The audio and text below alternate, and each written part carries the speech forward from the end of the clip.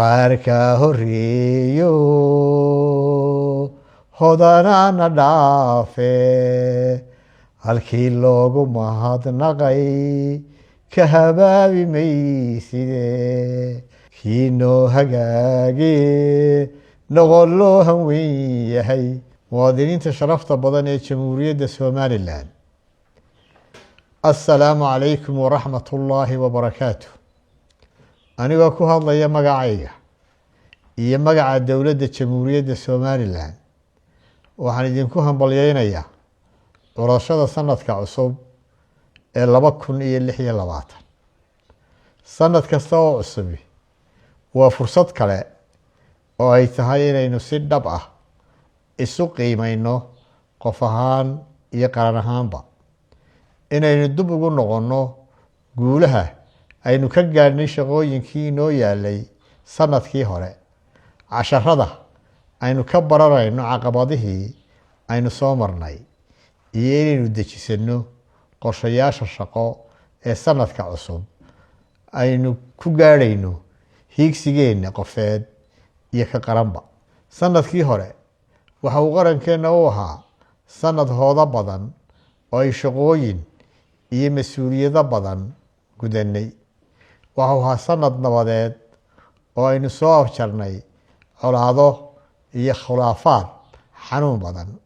sanad aynu xoojinay midnimada bulshadeenna korna u qaadnay awoodda iyo kartida ciidamadeenna iyo hay-adaheenna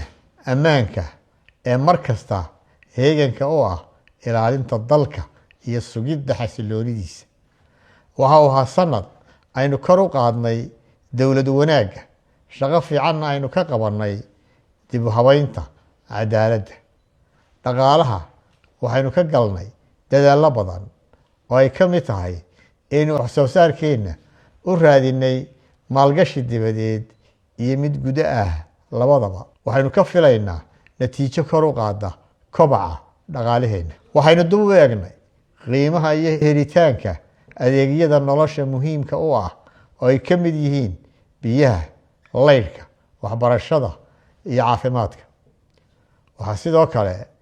inoo ahaa sanad aynu guul la taaban karo ka gaadhnay diblomaasiyadda iyo xidhiidhka caalamiga ah kaas aynu ugu dambeyntii 34 sannadood kadib aynu maanta ku biirnay dowladaha la aqoonsan yahay ee dunida wuxuu sanadkan cusubi inoo bilowday inagoo kaalin muuqata ka joogna fagaarayaasha muhiimka ah ee dunida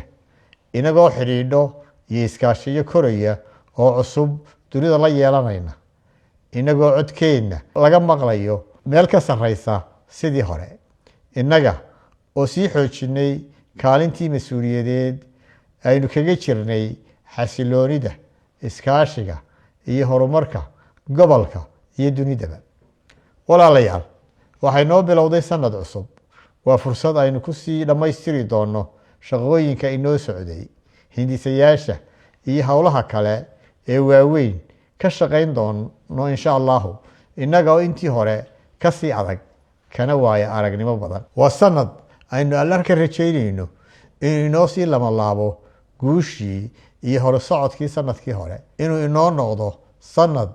aynu ku sii korayno aqoonsiga caalamiga ah ee jamhuuriyadda somalilan sugayso sanadka cusub ee 2026 waxaynu u bixinaynaa sanadka aqoonsiga iyo midnimada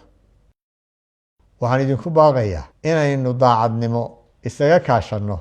inagoo gacmaha ishaysanna aynu wada ilaashanno dalkeenna fashilinana cid kasta oo hageerdaamadiisa ka shaqaynaysa waxaan alla ka baryayaa inuu inoo noqdo sanad badhaadhe iyo mid barwaaqo sanad farxad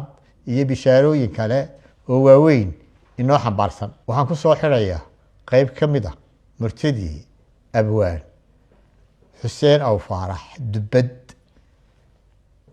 qaarka horreeyo hodanaana dhaafe halkii loogu mahadnaqay ka habaabi mayside